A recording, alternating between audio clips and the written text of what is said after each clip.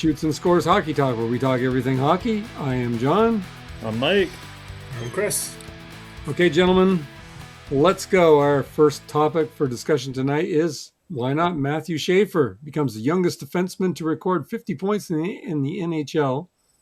Schaefer's having a pretty remarkable rookie season, being the youngest blue liner to get 50 points at 18 years old and 195 days.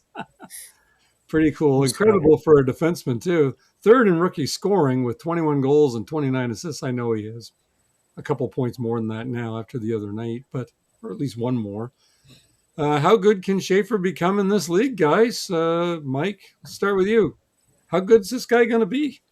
Well, I mean, he's off to a better start than what I was expecting him to be so far this year. So why don't you tell us what you thought? Because I asked that in Part B. Why don't you just tell us how many points did you think he was going to get this year? Or did you think they were just going to send him back to the minors?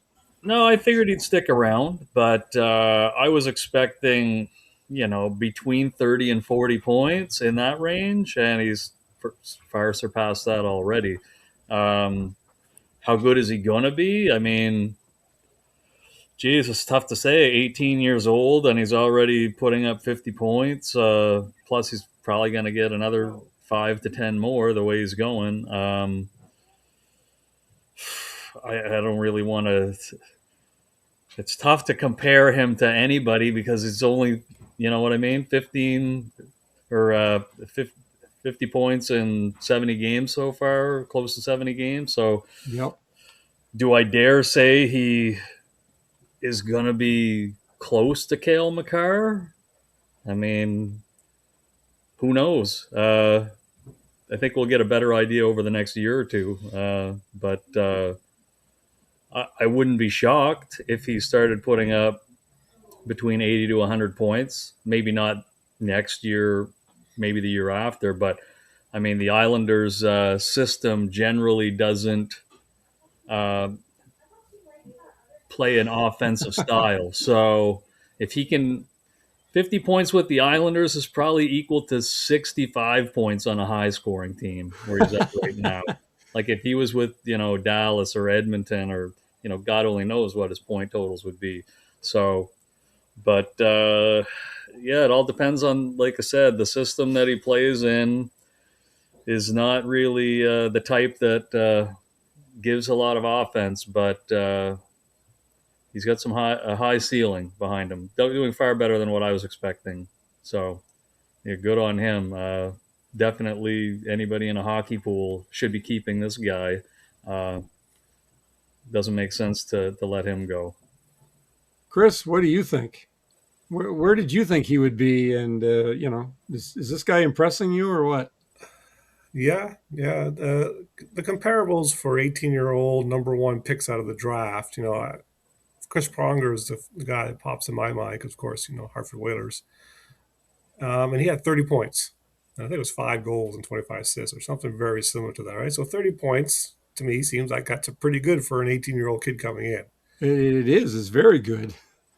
The problem with Schaefer is that 99% of the hockey community had no idea who he was, right? Last year, he had mono. So he missed the first start of the OHL season. Then he gets the World Juniors and he breaks his collarbone. And he doesn't play, right? So he was an anomaly, right? No one really knew. The scouts who had watched him as a 17-year-old and a 16-year-old, I think they knew, and that's why he still went first pick overall. But for most hockey fans, we never saw the kid play, right? So we really weren't sure. I know at the start of the season, Carolina played them, and Shefnikov went right by him and scored. And I'm like, well, he's an 18-year-old. He's got a lot to learn. But then on the outside, I'm seeing he scored a couple more goals. I see a Montreal game, he scored 2 goals. I'm just like, what is going on? He played over 30 minutes last night. So it's not like they're, holding back. He averages 24, 25. He averages 24, 25 minutes a game. Yep. Yeah, and he hit over 30 yesterday as they were trying to come back. It's ridiculous. 21 goals. This is it's. Have we seen this from an 18-year-old defenseman before? I don't think so. No. No. It's not crazy. Like this. But again, we didn't really know how good he was. We were told he was really good. Yeah. But we never really saw him as a 17-year-old, right? And You too knew that he was good, though. I mean, okay, you may not have expected this, but obviously Mike is saying, he thought 30 to 40 points. You probably thought 30 points or Yep, whatever. 30 points was probably all I expected from him, and the Islanders rode him like a number one defenseman. Probably due to lack of talent on that team, to be honest, on the defensive back end. But Patrick Roy did not hold back the reins on him. He just let him go, No, he did right? not. He Yeah, but certainly no, did it's not. 30 points. How good he can be, I don't, logically, I think, oh, he's going to be the best defenseman in the league. I don't know if we can really say that. Um, maybe this is his peak, right? Maybe this is his peak season. Maybe after this, he never scores 20 goals again. We really don't know. It'll take a few years to see how he progresses. Um, but yeah, everything's looking pretty good. And yeah, so 30 points is what I thought. Is he going to win Rookie of the Year? Yeah. Do you think he'll win He Rookie of has the to. Year? I don't care if Yeah. Beckett, Seneke, and the Demidov there scores 20, 25. I don't care. This guy's playing 30 minutes a night. It's over. It's done, right? It's over. Yeah, I agree. He's how if they don't give him Rookie of the Year, I'll be shocked. I mean, even though the forwards have put up more points, that's expected. This wasn't expected. He'd be a great fit on Carolina, eh, Chris? Oh, Boys, he'd be a great fit on Philadelphia, too, wouldn't he? No, that's the problem. No, he wouldn't be. He wouldn't be a great fit on Philadelphia no, they because don't he like plays players like offense. that. They don't like players who No. overachieve. No, he would be lucky to hit the 25-point mark if he was playing under the Flyer system. So He'd be playing 12 minutes a night as a third he pairing would defenseman. be. Oh, They'd yeah. have broken Learn how to him play slow. defense. Learn how to He'd be play playing defense. down in Lehigh Valley. Team All right. cannot develop a defenseman if their life depended on it. Okay, well, let's go on to our second topic. I watched the Carolina and Hurricanes and the Penguins game on Sunday. Now, Carolina nearly had a shutout, but of course, they still won the game easily, even though they won 5-1. Penguins broke the shutout. But the Penguins just couldn't seem to get anything going. Every time Pittsburgh tried to attack, they would get one shot. As far as I was concerned, from what I saw, they really didn't get any sustained pressure. Yeah, they got shots on net, but they didn't really do much. Will Carolina be able to play the same way, the same style in the playoffs? Like, are they going to be able to get away with this in the playoffs? I guess is the question I'm asking. I also put here, are the players all in on the style? Obviously, the players are all in on the style. But, Chris, I guess that's the big question for you. Can you get away with the same style of play in the playoffs? Because we all know playoff hockey changes. The referee's totally different. It's not the same game at all. Mm-hmm. What do you think? Well, it's been 7 years, and Rob Brindamore does not change. So the system you see is a system you're going to get. He But doesn't is it going to work? change. Is He it going to doesn't work? change for Though? opponents. That's the narrative out there today. That for some reason Carolina can get in the playoff. Well, they can be one of the top teams during the regular season. They get in the playoffs and win a couple of rounds, and then things kind of fall apart when they meet the elite teams. That's when the narrative is, oh, we don't have a game breaker, or it's a style of play. I think there's been a little bit of bad luck, and also you're playing against the best of the best when you reach the conference final, right? You got rid of those teams that just made the playoffs. They have holes. You expose their holes, but the style of play is not changing. That's the way Rod wants to play, and are they all bought into it? Yes, for sure, right?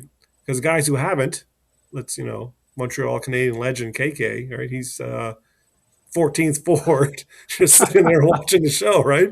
Because he Nice. didn't buy in. He didn't buy in or do what Brindamore wants, and if you don't, you're out, right? So, yeah.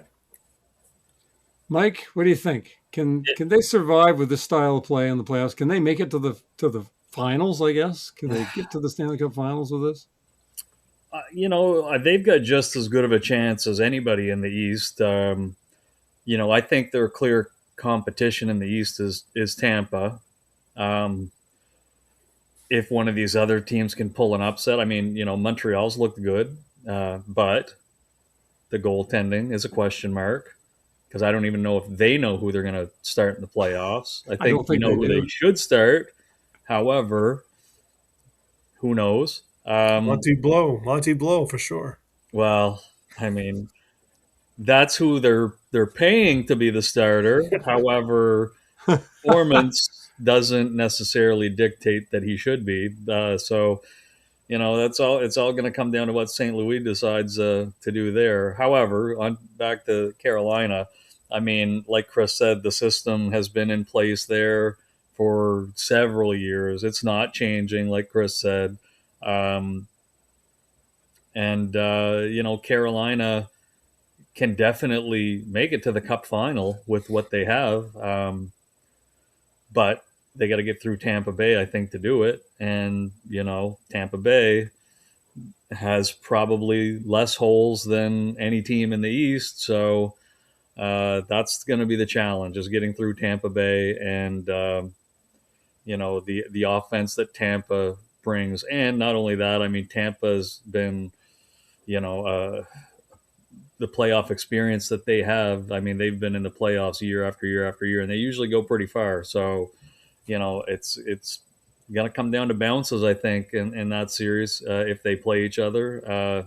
I think it'll be close. So, yeah, I definitely think Carolina is one of the top teams in the East, and they definitely have a shot at getting to the Stanley Cup final with the style that they're playing. Okay, all right. I thought I would put that out there. I mean, they're still in first place in the conference. I know they're tied with Buffalo, but they're still in first place technically. I'm surprised neither one of you guys said the Buffalo was a challenge for them. Well, Not I enough don't think experience. Buffalo's Buffalo's going to be a challenge for Tampa. Yeah, Carolina's not going to have to see Buffalo. yeah. Well, they might at some point. And yesterday, Kyprios and those guys were talking to some people, and they're acting like nobody wants to play the Ottawa Senators because their analytics look really good, other than below average goaltending, and they were really glazing the 12 shots the Rangers had, or something like that in that game. But it's the Rangers. Well, no. It's 12 shots. It's Ottawa, right? Analytics says. So yeah, it's going to be interesting. There are going to be some tough games over in that Atlantic side of it, trying to get out. And like the perfect scenario is that, yeah, Buffalo, Ottawa, Tampa, they beat each other, go 7 games, and Carolina picks up the scraps and gets to the Cup final. That would be the perfect path. Okay, well, let's go on to our third topic. Mike kind of led into it in a sort of way because this is about a Tampa player. Kucherov takes the NHL points lead with 119 points, and he had 119 points when I made these questions up. I know he has more now. McDavid with 116. Now, I thought it must be, Tampa's been playing better, and that's probably why in their last 10 games, Kucherov took the lead. When I looked it up, I was quite surprised. Both teams had the exact same record in their last 10 games, 5-4-1. So I'm like, okay, well, that's not the reason. And I also hear and read all the time, because I do a lot of research for the show, trying to find questions to ask you guys, that McDavid is the best player in the league and in the world. And I'm starting to wonder, maybe he's not the best player in the league and in the world. Is Kucherov the best player in the league and the world? What do you guys think? It's two different style of plays here. So if you're looking at one-on-one talent, I think McDavid is the better player. However, when you look at the overall playing systems and a team game, and I'm not saying that McDavid doesn't do this, but Kucherov is a little bit more methodical. Like, if you watch, like I said, and I know I've talked about it in the past, you watch Tampa Bay's power play, he has zero pressure on him when he has the puck, because teams are probably terrified of making a mistake and him making them look foolish. So, and for McDavid, I mean, it's a lot of speed. His speed-based game is his strength, is beating guys with his speed, whereas Kucherov beats guys with his smarts. So it's hard to say between the two who's the better player, because it's two totally different style of plays. I mean, I really personally, if I'm watching hockey, I like Kucherov's style of play, just because it's the way that he controls the play, more so with his passing and his shooting and his intelligence. I prefer that style. So Not saying Kucherov's the better player by any stretch, but um, I really think that Kucherov is probably one of the smartest players in the game, if not the smartest. I know I've talked about this a little bit in the past, so um, yeah. So I can't. It's a toss up. It's like comparing like Gretzky to Lemieux, two different styles, but both of them were like elite and did things differently to get results. So can't really give you a clear answer, I guess, on that. So it's all based off of what you think is the best style of play. If Mike, before I go pass this on to Chris, Yeah. if you were starting a new team up today and you could get either player, which one are you going to start your brand new team with? All right. Well, here's where it comes down to. If you're starting today based off of age, I would say McDavid because he's much younger. Um, However, if you don't factor age in, I would probably lean towards Kucherov. So, yeah, that's how I look at that. Like, it all depends on what if you're building a team for right now, today, or if you're building a team for the future. That's where it would kind of differ. But if we're saying today, what guy do you want on your team to try to get you to the Stanley Cup final? I would probably say Kucherov. Okay. All right, Chris, what do you think? Are you going to give us a definitive answer because Mike wouldn't? Or Definitive answer. That's from the yes. match game. That's the match game quote. I'm watching that all the time. Um, yeah, it's. I saw something when it was online, social media, a couple of days ago, and I agreed. I said, yeah, he's right. Kucherov is probably the closest thing to what Wayne Gretzky was in the '80s. Watching him Right. play, Right. and it's because he sees what's happening before it happens. Type of vision that Gretzky had. Kucherov is showing the same thing. Um, yeah, last week I think Carolina played them, and you can see the whole team is trying to get the puck to Kucherov. Right, all the other four guys on the ice, they're trying to get him the puck, and when he gets the puck's gone. Right, he doesn't hold on to it. He doesn't take. It's already gone. It's already moving. Right, so when you're trying to defend that, and you see the puck's going towards his side of the wing, and you turn and you run to defend him, the puck's already gone to someone else. Right, he sees 2-3 plays ahead. And that's what makes him special. And that's what people say. It's like Gretzky. It's like watching Gretzky play back in the '80s, how he plays and thinks. And like Mike said, probably the smartest guy out there. Um, I do believe there's some Canadian biasness that gets involved in this talk about Well, who's the best player. there's absolutely some Canadian bias that gets Yeah. involved in this. I You can tell know, you if for if Kucherov was, if you swapped nationalities, sure. people might say Kucherov's the best player in the game, right? So I think there's some biasness there, but like Mike said, McDavid is speed.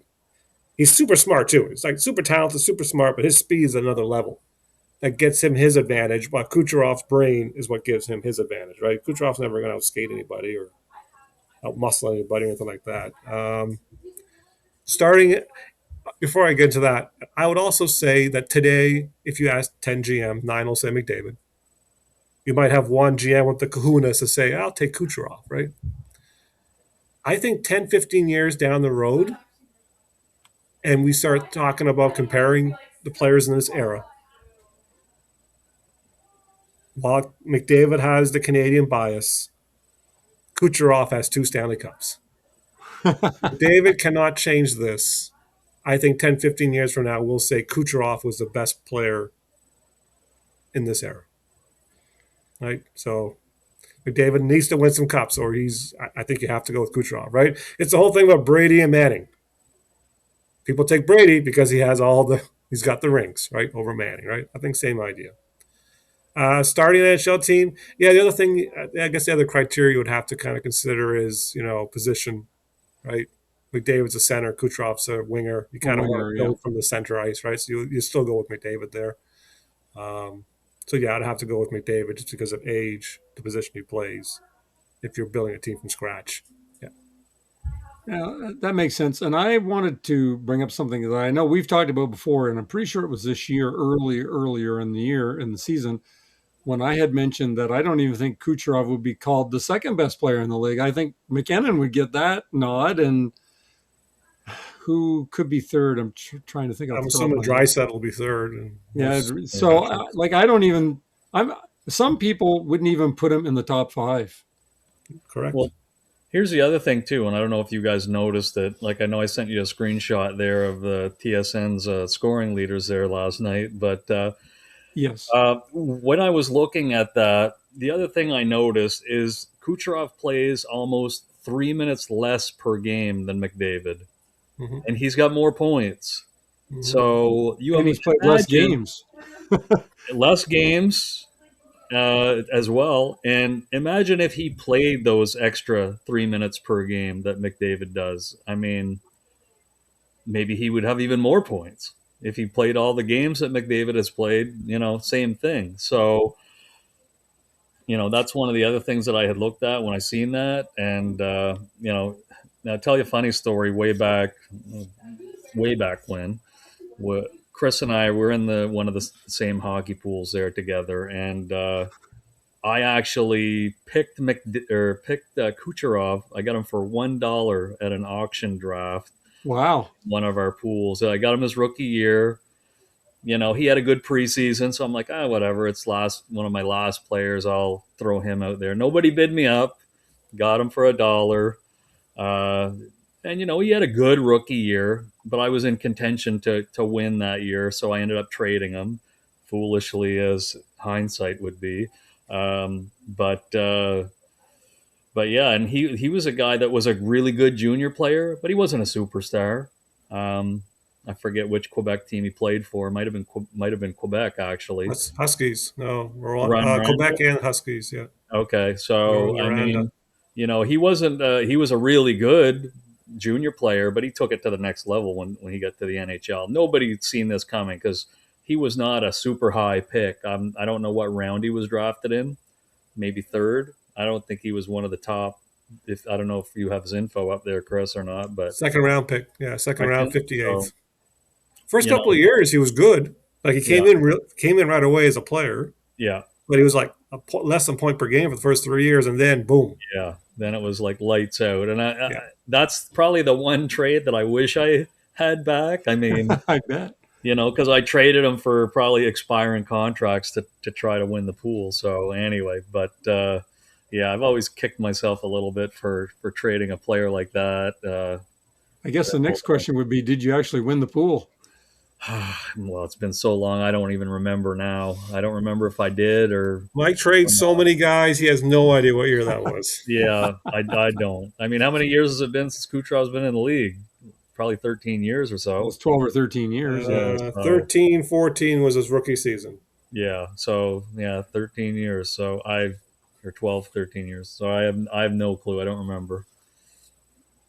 But Well, it's it is a pool that I've been very successful at, as Chris can attest, because I do recall a couple last day of the season victories over No, Chris. So no, I'm past that. oh, you don't remember those ones? I'm past that. I might do it again this year. We'll see. Next question there, Whitey. Next question. No, I just wanted to bring that up, the point that there are some Canadian hockey fans, I'll go with the bias, like what Chris was saying, that probably wouldn't even put Kucherov in the top five, or they might name him number five. And I there's know that it would also happen. some Tampa Bay, plays in Tampa. Think if he was in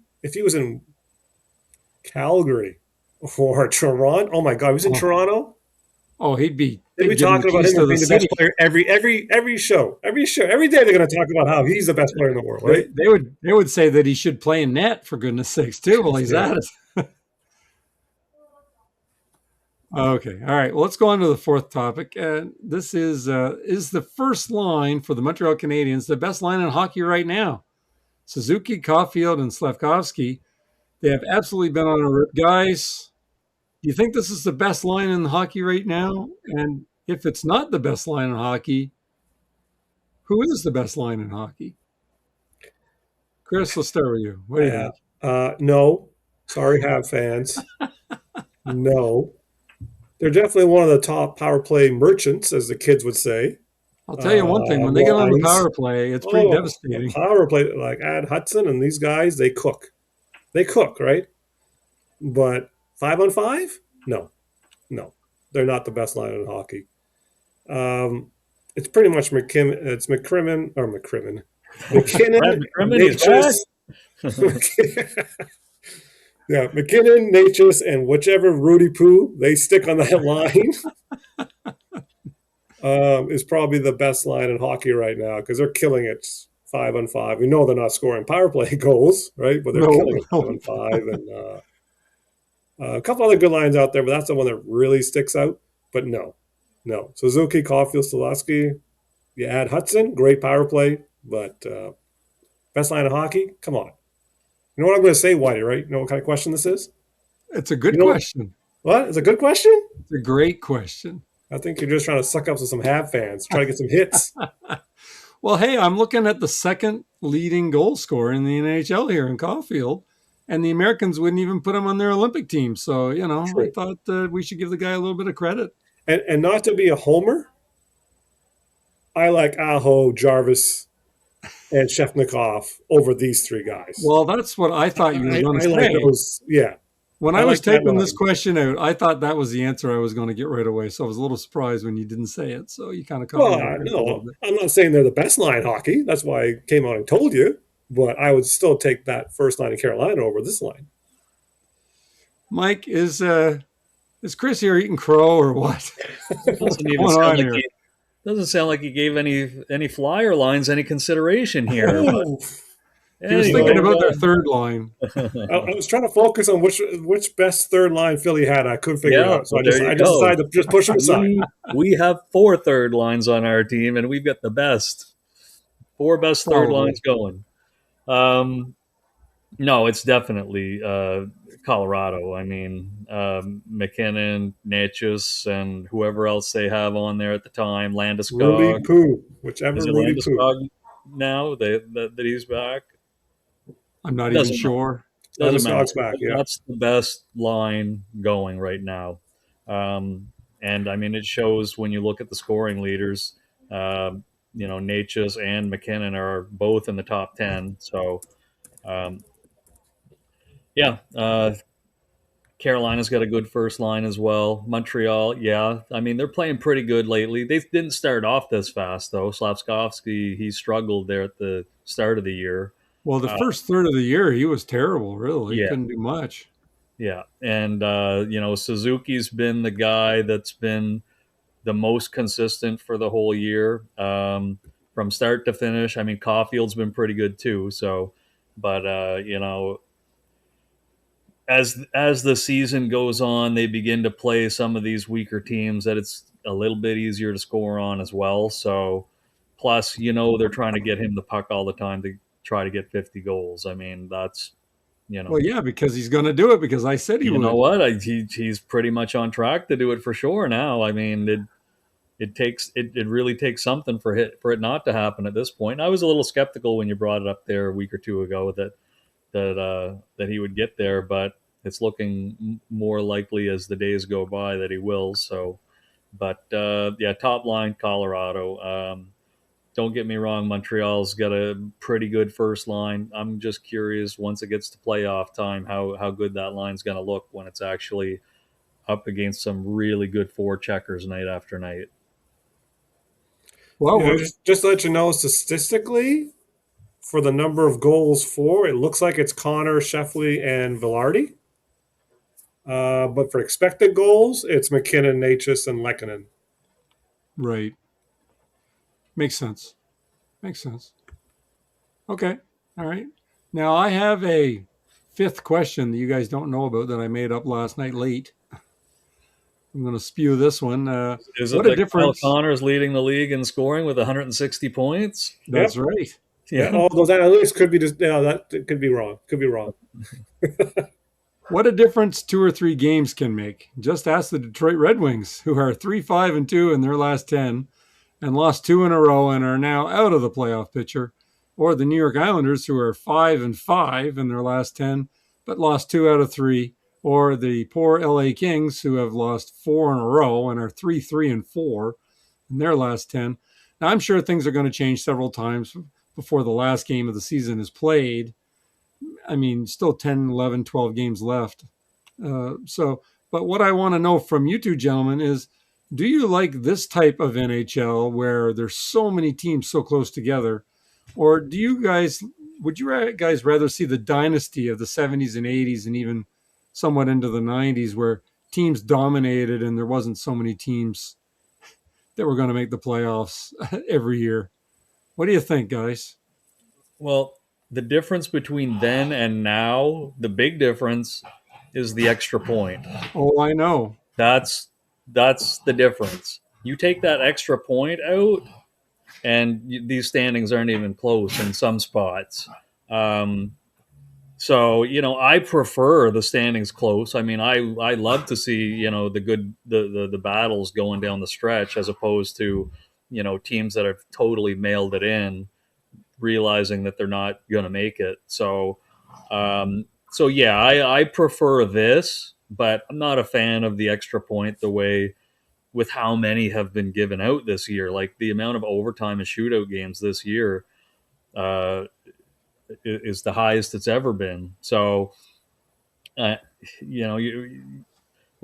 the thing that I look at: the Philadelphia Flyers, as an example, would be the number 2 team in the Pacific Division right now. Partially because they've gotten these extra points playing in overtime and shootout. Because before the season, if you had said, yeah, by the way, Mike, 10 games left and the Flyers have more points than Vegas, Edmonton, Florida, New Jersey, Toronto, Washington, Winnipeg, like all these teams, I thought, oh, geez, golden. We're in a playoff spot, easy. We're not. And not going to make it. So I know they've played better the last 10 games there, but it's the writing's on the wall. They dug themselves too much of a hole. So, but yeah, I like the standings with teams battling to get in, but a lot of it's attributed to the extra point here. So. All right, Chris, what do you say about this mess? Yeah, I've always harped on there's too many teams. There's too many teams in the league. Things are a little watered down. They're definitely watered down. Yeah. And there's no solution because they're going to expand. The rumors of 2 more teams coming, right? So this isn't going to change. It's just going to get worse. And yeah. It makes it more difficult for these teams to be dynasty teams. Although you could say Florida was sort of a. If you can put it together, yeah. If you can put it together, and you need to get luck, right? Again, from my experience with Carolina, where Ron Brindamore showed up, we started winning. But if you dig deeper, it also accumulated with Aho and Slavin, a 2nd-round pick and a 4th-round pick turning into star players. That's hard to do. Right. Especially when you get a run of 1st-round picks and they all fail for you. Mike knows, right? So it takes some luck. Like Detroit Red Wings, they took all those Russians and Swedes in the 6th and 7th round. It was luck, right? That they took those guys and they turned to stars. So you can still do it. If you can hoard and hit the right picks and then sign them to those 8-year deals, yeah, you can still put a dynasty together. And the salary cap's now expanding. So yeah, you can fit these guys in now, right? This is the time to do it. But with the flat cap, it was hard. It was hard to get these players and then keep them. It was nearly impossible. But yeah. And just to quickly go back to the whole line thing. So yes, I went to Money Puck website. I'm going for expected goals, not actual goals, right? So I'm talking about expected goals. Number 1 is Lehkonen, McKinnon, and Natchez. Again, I didn't even have to look this up before our call today. I would assume they were number 1. Hyman, McDavid, Nugent Hopkins is number 2. Connor, Sheffley, and Varley is number 3. Guess who's number 4? Jarvis and Aho and good boy. They're number 4. Stankoven, Blake, and Hall are number 5. What? Okay. Couple Tampa lines. And number 12 is Slafkovsky, Suzuki, and Caufield. So their expected goals for is 18.8. Jarvis, Aho, Shafnikov is 25.7, and McKinnon Line is 28.5. Just for all those stats guys out there. So, All right, fair see, enough. my eye test told me this, and now the stats agree. Arms Man, back, feeling thank good. goodness we have Chris here to tell us all these things, right, Mike? Well, yeah, I mean, I don't think he has any of those guys in his hockey pools either. So, Oh, I got the Canes. Those other All right. lines? No, I don't. No, I don't. I've got a few Hockey Profit segment questions here that I'm going to ask you guys. Are you ready for some Hockey Profit questions, Chris? you didn't erase them this week? I made sure I emailed them to myself so that I would not lose them accidentally in case something crazy happens. So there you go. All right. Number one, Chris. As of Monday evening, Detroit was in ninth place in the conference and out of the playoffs by 1 point. Can they bounce back? It's tough, and I think we talked about this last year, and we talked about earlier this year. They're 5-5. It's terrible. It is terrible. Maurice Sider is carrying them. I don't know if his play's dropped a little bit, but he can only do so much, right? Eventually, it's going to catch up. The goaltending got better. Gibson had a better second half, which probably kept him in there. But yeah, they lost Ottawa last night, right? Yeah. Yes. Yeah, without the extra point. That's a tough one. And I know recently the whole analytics about, chances, playoff percentages are like moving like 15 to 20% per win. So Ottawa really went up there, and Detroit, the last couple of losses, it hurts. It hurts. And I think they're down to 20% now, right? 1 in 5 chance to be able to get back into the playoffs. And they're only 1 point back. No, yeah, I believe it's 1 point, isn't it? Yeah. But I think they're down to 20% because the teams, they got to jump. Right. It's not looking good. It's not looking good for them. It's sad in a way just because they've been in a playoff spot all damn year. Yeah. I think right from the very beginning. It's similar to last year, right? I said, I don't, Washington, Winnipeg, they're not as good as the points say, right? And for Detroit, it was the same thing, right? It's like they're winning, but they shouldn't be. The Larkin injury really hurt them. And Larkin got hurt for 2. Yeah, it was 2 weeks. He's back now, though. Yeah, he played last night. He scored too, actually. Yeah, I believe he scored. But yeah, their 5-5 play is just not good enough, and it looks like it's catching up to them. Okay. And of course, who knew Buffalo was going to take off and blow past everybody, right? That was a surprise, I think, for the Atlantic that they're in the playoffs now. Yeah. Well, that's great because Boston. I still don't know how Boston's doing it. Boston doesn't know how Boston's doing it. I still don't get how that. I know Charlie McAvoy's having a great season. I think his best season ever he's ever had, even though he's missed some time. But yeah, their star players are getting them through somehow because I don't know how they're in the playoffs, and I expect them to drop out too. It's all said and done. All right. Well, that you kind of led us into Mike's question. The Buffalo Sabres are 1 point away from the conference leading Hurricanes. I believe they're actually tied. But anyway, what are Buffalo's chances of winning the conference, Mike? What do you think? Can they win the conference? Well, they've definitely got a shot. However, I do believe they've played a couple games more than Tampa and Carolina, if I'm not mistaken.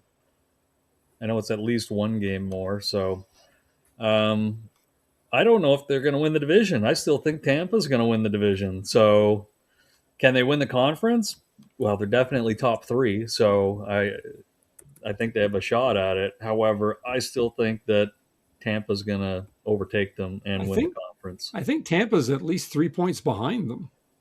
2 points. 2 points with 1 game ahead for like 2 points. I don't know what the tie break between the 2 teams is. It's probably head to head, which I'm not sure what the records are head to head. But I still think Tampa's going to win this division because Tampa's got some weaker opponents coming up, and not sure Buffalo's opponents, but I did look at the Tampa schedule because I do have Vasilevsky as my goalie in some hockey pools, and right.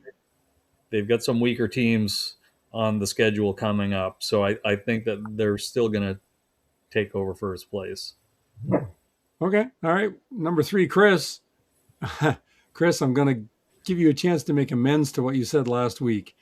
Are you absolutely sure that Stahl will not get 20 goals? He has 18 right now. When do you think was the last time Stahl had 20 goals? So you have two questions here. Are you going to change your mind saying he couldn't get 20? And I also threw in here, when's the last time he got 20? Don't look it up on the computer. When's the last time you think he got 20 goals? A And long yes, time ago. he has A had 20 goals. long time ago. Because he usually ends up in the 14 to 16 type of range. I scored the other night, and he's got 18 now. Yeah, he's getting the face-offs for power plays, and he stays on if he wins it. But as soon as they lose it, he's off. He does play with Nicholas Ehlers on the 5-on-5, so he's got him feeding him. And he's 2 goals away, so you almost think that, yeah, he's probably going to do it. But no, I couldn't tell you last time he hit 20.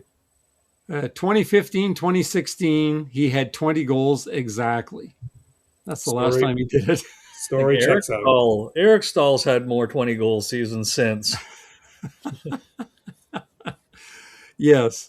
Well, I just thought I would throw that out there because I'm like, I see Stahl has 18 goals. I got to rub this in a little bit and see if Chris changes his mind. So, okay. You see that stat that came out after the Pittsburgh game? Malkin has 2 assists in 18 games versus Carolina. And it's all because Stahl matches up against him. Right. Yes. He doesn't. That's Stahl's job. That's his job. That's his role. No, his job is to score 20 goals now. That's his job now. No. So finally, Mike, number 4, Ovechkin has 26 goals and 27 assists for 53 points in 71 games. Will he retire after this year, or does he want Gretzky's all-time goals record of 1,016 goals? Ovechkin has 1,000 exactly. It's a good question. I mean, he hasn't really given any hints yet that this is his last year. So it's 50-50, I think. I don't know if he's going to come back or if he's going to go finish off in Russia. I'd like to see him come back and break the record just because, it'd be something nice to see him get. But I don't know. I really don't know. It's 50-50 whether he comes back or not. I know he wasn't a huge fan of some of the trades Washington made at the deadline, so I don't see him going anywhere else. I think it's Washington or Russia, so there's no farewell tour going on for him. Like a lot of these guys will announce that this is like Kopitar. He announced that this is his last year. So, Ovechkin hasn't said that. So, maybe he does have one more year in him. I do expect when he does sign a new contract, if he stays in the NHL, it's going to be a 1-year deal. I don't know, to be honest. 50-50 on whether he stays. I'm hoping he does. So we'll give the edge that he stays and plays one more year. What do you think, Chris? Do you think he'll stay? I hope not. I hope he goes. Do you see that stat? 0 defensive zone starts. 0. No. 0. Well, it's not a surprise, really. He would have to have some. I've never heard of this ever happening to any other player in the history of hockey. On icings, he would have to be. Unless they never ice the puck when he's out there. Maybe it's without icing. I don't know. When you're forced to stay, it probably doesn't include icing. Yeah, I would think not. I'm certain that's ridiculous. I heard that once with him on the ice. Yeah, it can't be 0. If it did include it, it's just not possible. Yeah, they probably don't include it. If it's voluntary, then perhaps not. But 0. Yeah. No, he's got to be done. Go back. Go to Russia. Do your retirement tour there. And that's all I got to say about him. Well, that's all I've got for tonight. Do you guys have perfect? It's supper time. I know. Anything else you guys wanted to go over before I let you go? No, I don't have anything tonight. Yeah. All right.